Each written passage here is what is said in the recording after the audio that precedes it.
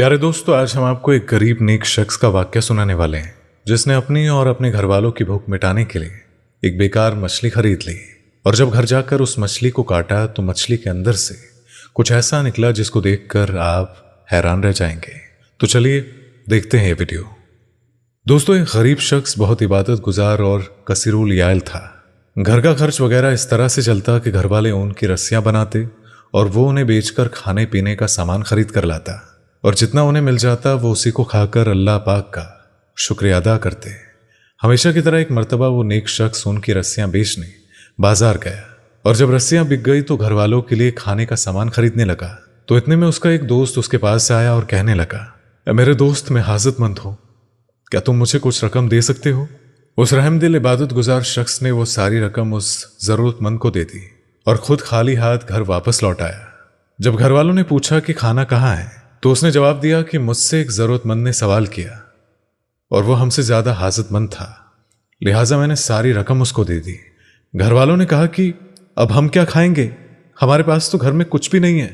उस नेक शख्स ने घर में इधर उधर नजर दौड़ाई तो उसे एक टूटा हुआ प्याला और एक घड़ा नजर आया। उसने वो दोनों चीजें ली और इस उम्मीद के साथ बाजार की तरफ चल दिया कि शायद इन्हें कोई खरीद ले और मुझे खाने का सामान मिल जाए।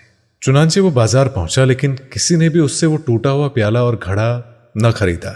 इतने में वहां से एक शख्स गुजरा जिसके पास से एक खराब मछली थी जो फूली हुई थी। मछली वाले ने कहा कि तू मेरा खराब माल अपने खराब माल के बदले खरीद ले, यानी ये टूटा हुआ प्याला मुझे दे दे और मुझसे फूली हुई खराब मछली ले ले।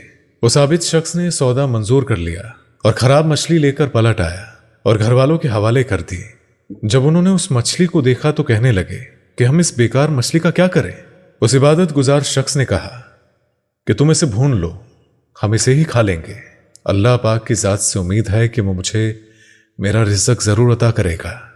चुनांचे घर वालों ने मछली को काटना शुरू कर दिया और जब उसका पेट चाक किया तो उसके अंदर से एक निहायत ही कीमती मोती निकला। घर वालों ने साबित को खबर दी। उसके बाद उन सब ने अल्लाह का शुक्र अदा किया और फिर जब सुबह हुई तो आबिद शख्स उस मोती को लेकर जौहरी के पास गया और उससे पूछा कि इस मोती की कीमत आखिर क्या है।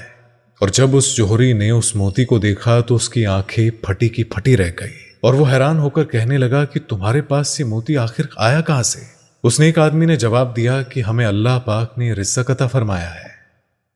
जौहरी ने कहा कि ये तो बहुत कीमती मोती है और मैं तो इसके सिर्फ तुम्हें 30,000 दिरहम ही दे सकता हूं, मगर हकीकत तो यह है कि इसकी कीमत इससे कहीं ज्यादा है।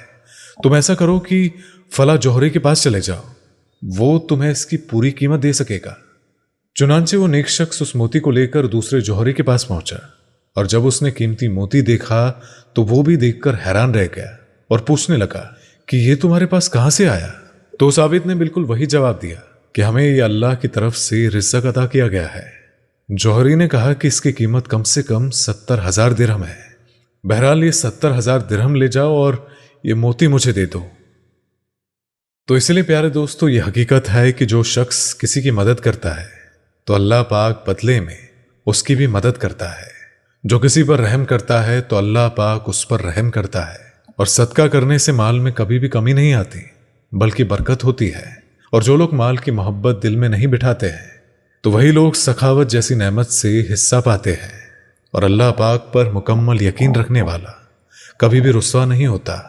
तो दोस्तों, आज की वीडियो में बस इतना ही। अल्लाह हाफिज।